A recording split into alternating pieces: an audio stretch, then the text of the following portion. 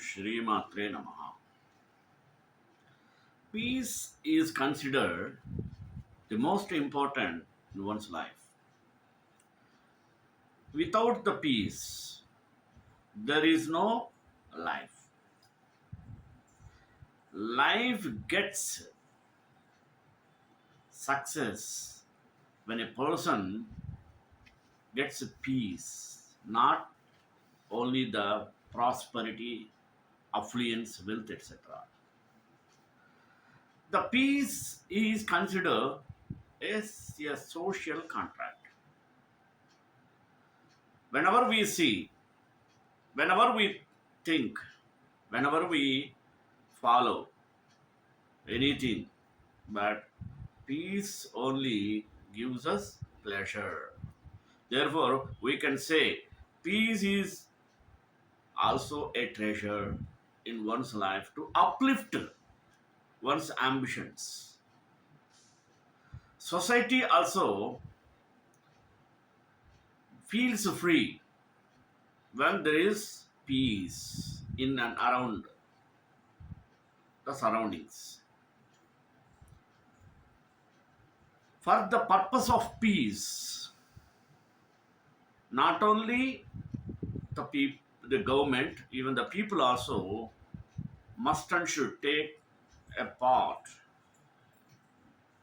to establish it.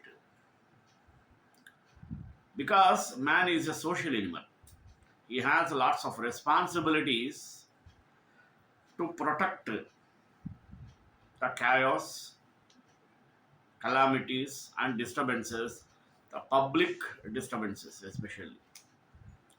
In this way, we have to know the detail of peace. Basing on that, today I took the topic of peace as a social contract. How it is. Let us start with prayer. Jnananandamayam devam nirmalaspatikakritim adharam sarva vidyanam ayagrivam. Peace is the best summarized through a number of social principles. These have been documented and the evidence was given for them elsewhere, as will be noted for each. The conflict principle. The conflict principle is a balancing power among interests, capabilities, and also wills. It is mutual adjusting of what people want, can get, and are willing to pursue. Conflict behavior, whether hostile actions, violence, or war, is then a means and a manifestation of this process. The cooperation of principle. Cooperation depends on expectation aligned with power. Through conflict in a specific situation, a balance of powers and associated agreement are achieved. This balance is a definite equilibrium among the parties' interests, capabilities, and wills. The argument is a simultaneous solution to the different equations of power and thereby the achievement of a certain harmony structure of expectations. At the core of this structure is a status quo or particular expectations over rights and obligations. Conflict thus interfaces and interlocks a specific balance of powers and an associated structure of expectations. Cooperation, contractual, or familistic interactions depends on a harmony of expectations, a mutual ability of the parties to predict the outcome of their behavior.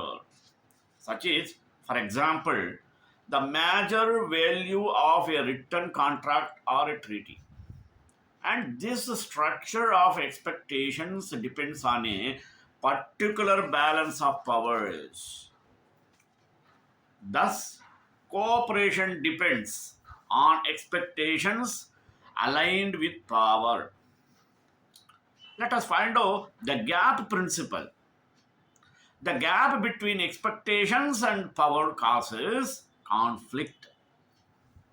A structure of expectations, once established, has a considerable social inertia, while the supporting balance of powers can change rapidly.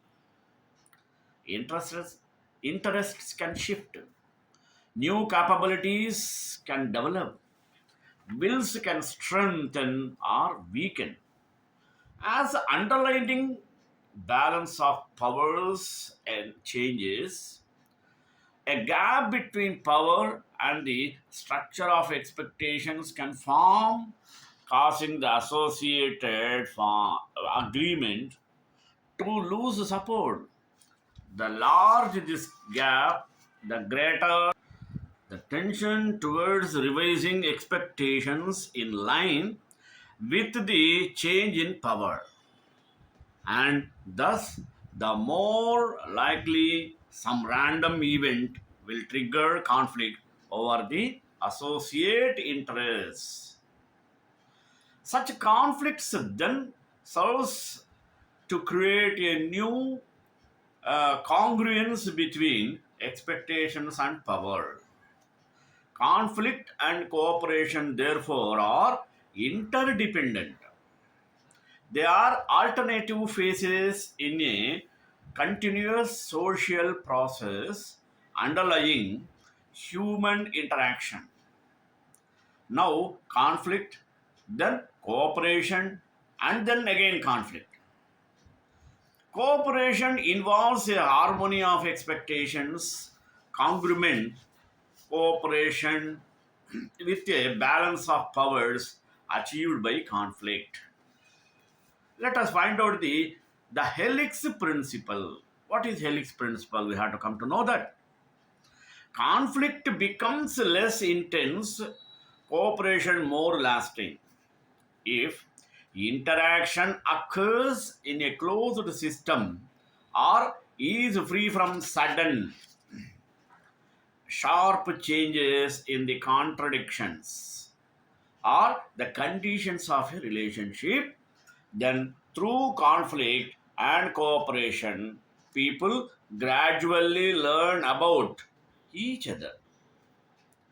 Their mutual adjustments come easier, their expectations more harmonious and lasting.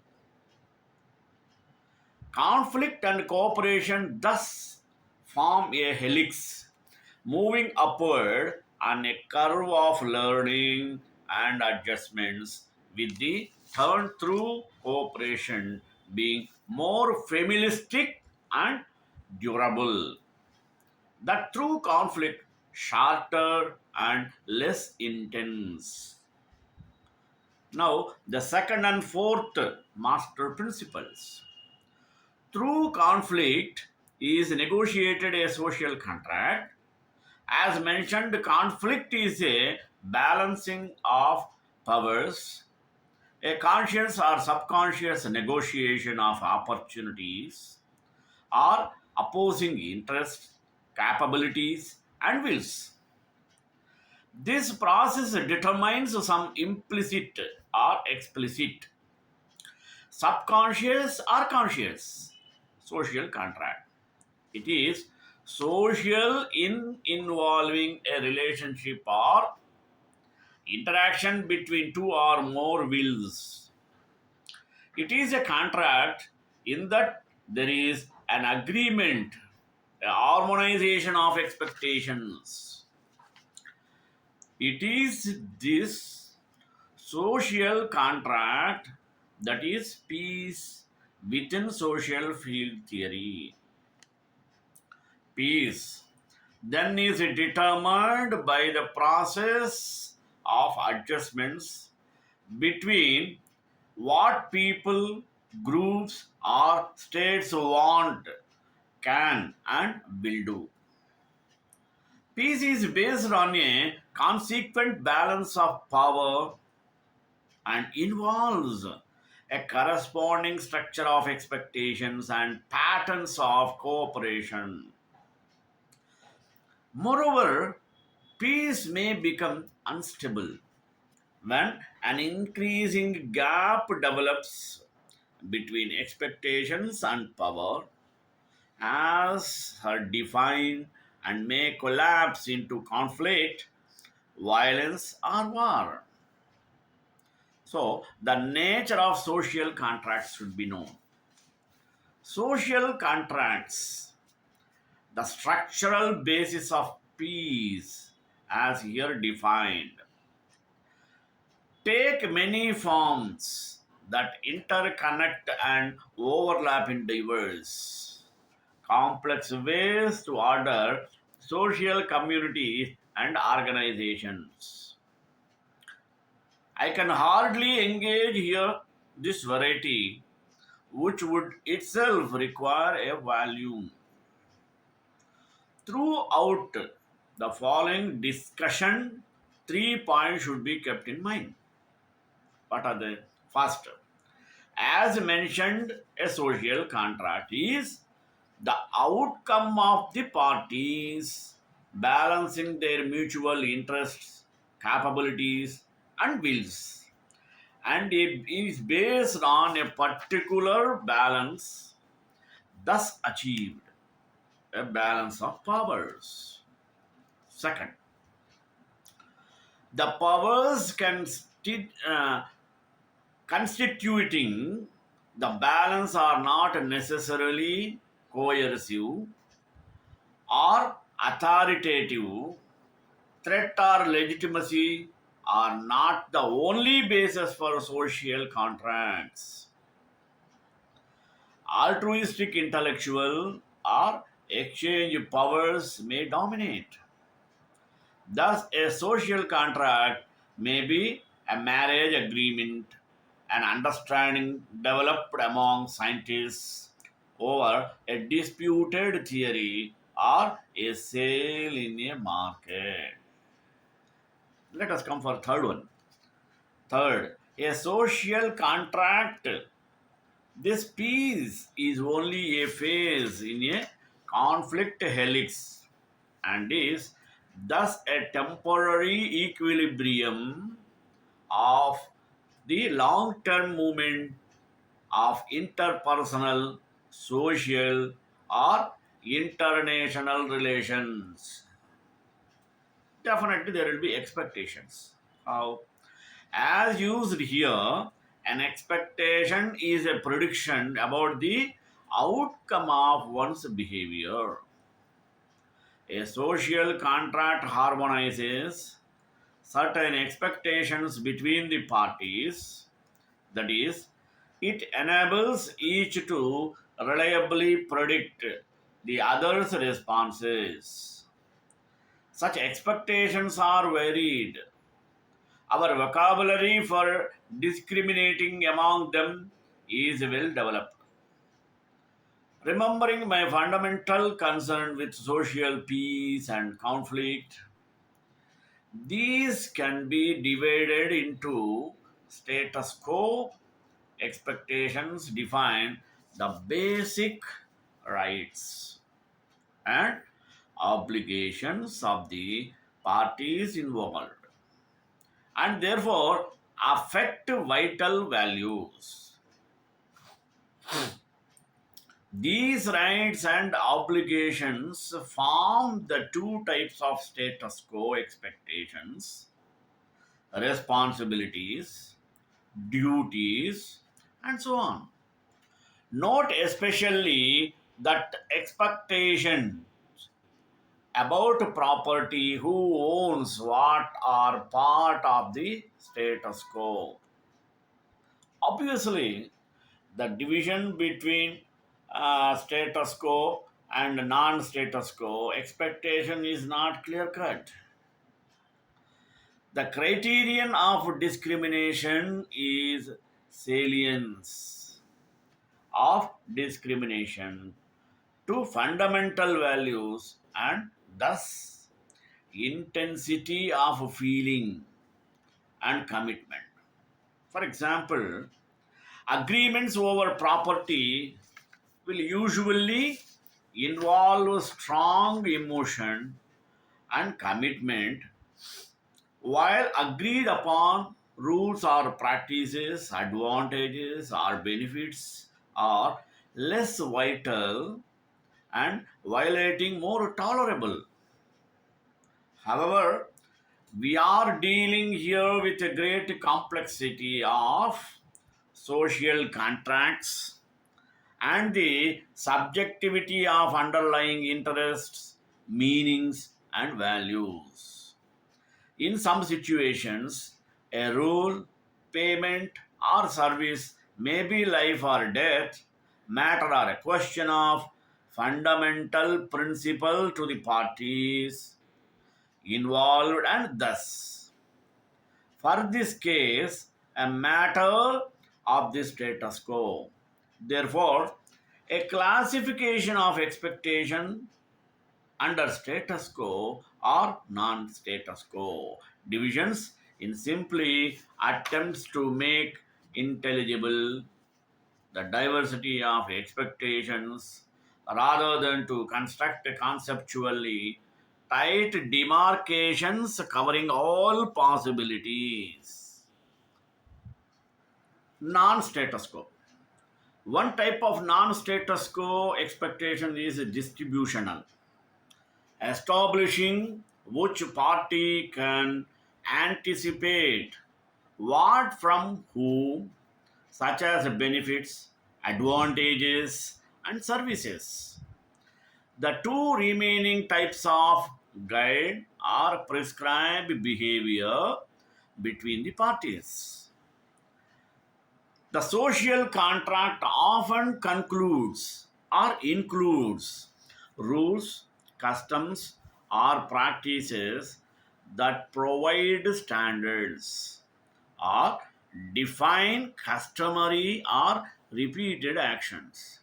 Such may be commands, authoritative standards, or define customary or repeated actions.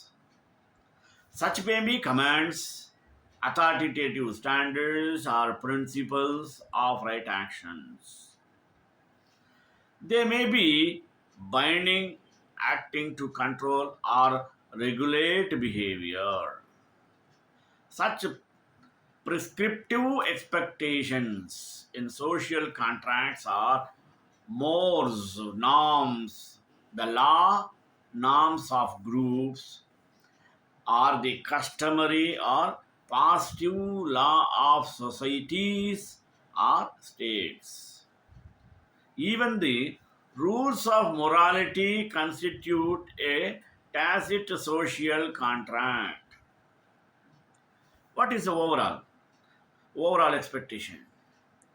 Regardless of whether the focus is the rights or obligations, the distributions are the guides or participants or participations or prescriptions between parties structured by the social contract.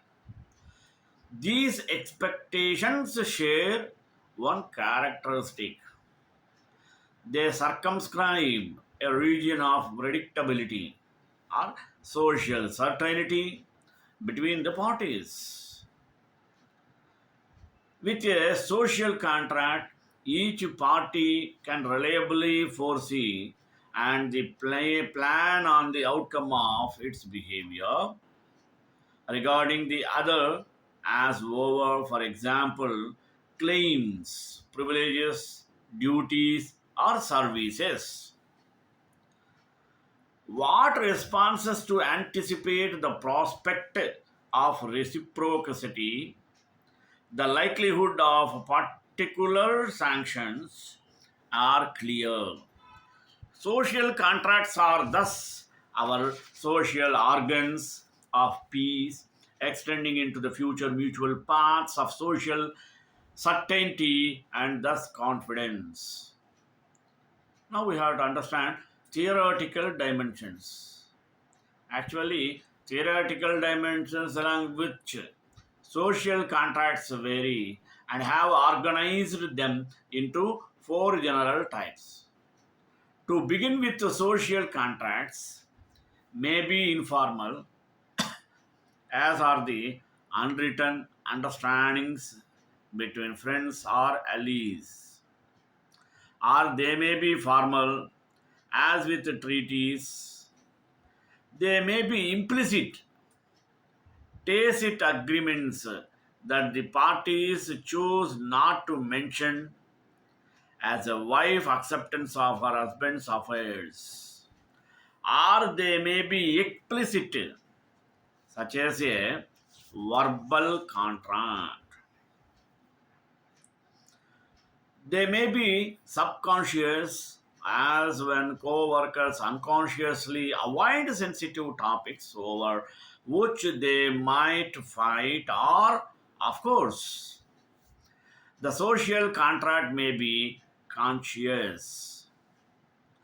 These three dimensions, informal versus formal, implicit versus explicit, and subconscious versus conscious, concern the actuality of social contracts, whether they are a latent agreement underlying social behavior or a manifest compact of some kind. A fourth, quite important dimension defined how a social contract is manifested. A direct social contract is a specific agreement between particular parties.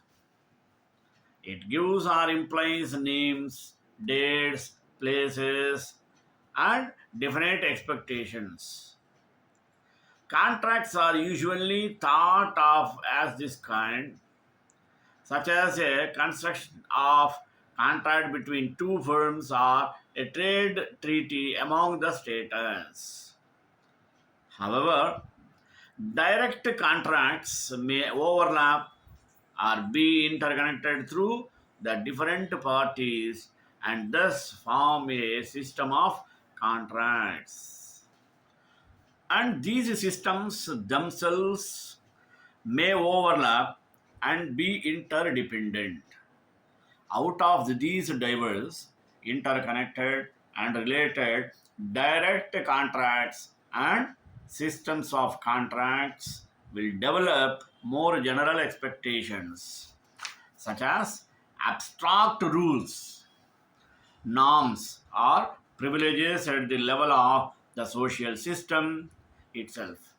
No one will have agreed to these expectations per se, nor are they connected to any particular interest, but they nonetheless comprise a social contract covering the social system.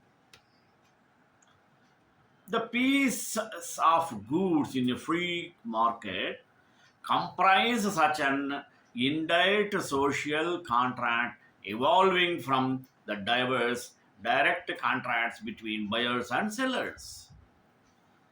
Now, see the generality. A second type of theoretical dimension delineates a social contract generality. One such dimension concerns whether a contract is unique or common. A unique social contract is a one time only agreement within a unique situation and concerning non repetitive events or interaction between the parties. Such is implicit agreement wrought in an alley by the thug whose knife coerces you to hand over your money. Another example is a two or ceasefire argument to enable combatants to clear the battlefield of wounded, or A neutral state granting American relief flames a once only fly over to rush food and medicine to earthquake victims in a neighboring state. By contrast, a common social contract involves repeatedly events or patterns of interaction treaties. Legal contracts, constitutions, and characters or charters are usually of this time. Clearly, the unique common overriding political constitution of a state are a variety in different ways, unique and common expectations. Constitutions or charters are of this page, of this time, as are an organization's bylaws. While this may seem clear enough, there is an intellectual trap to avoid here, that of always viewing collective social contracts are necessary constructed, design, are the explicit and conscious outcome of a rational process of negotiation. Collective contracts also may emerge from the interwoven, multi-layered, bilateral, and multilateral social contract crisis crossing a society. The integrated system of abstract rules, norms, modes, and customs spanning a society form an indirect collective social contract. It is implicity and informal rules of the road is such a collective agreement governing along with coexistent to formal traffic laws, a community of drivers. While no group of people may have formally or consciously agreed to a collective social contract, while such may emerge from various lower level social contracts, many of which are conscious agreements, it is still based on a particular balance of powers, no, no now involving all members of a collective. Consider, for example, the historically rapid dissolution and restructuring of collective expectations involving rules, customs, and laws that have occurred as a result of conquest, of military defeat and occupation or revolution. Finally, the third dimension defining a contract's generality may be narrow, middle range, or overarching. A narrow contract concerns only a few interest events or behaviors such as a contract to paint a car, a trade, treaty increasing the quota on imported sugar, or the price of a Sony television set. One's work contract, an alliance between states, and a peace treaty are examples in this middle range. Let us see polarity. The third type of dimension concerns a social contract's polarity. In the dimension of cohesiveness, the parties of social contract may voluntarily accept it, or one or more parties may be coerced into it, either by other parties to the contract or by a third party, such as in a shotgun wedding or governmentally imposed union management contract. Between freely determined and coerced contracts, there are those which are more parties agree to out of necessity. That is, the circumstances and environment or events leave virtually no restrictions or practical choice. In a one company mining to town where a person has his roots, he may have little socially meaningful choice but to contract for a work with the company. To defeat Hitler in the Second World War, Churchill felt he had little choice but to form an alliance with Stalin.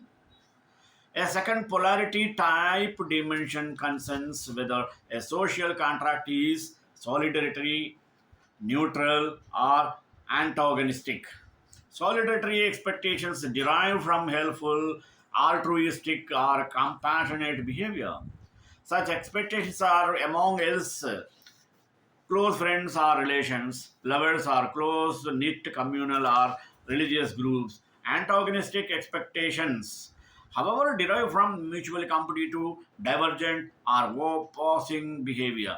They involve perception of incompatible purposes temporarily bound in a social contract and a belief that satisfying one's interest entails frustrating those of the other parties.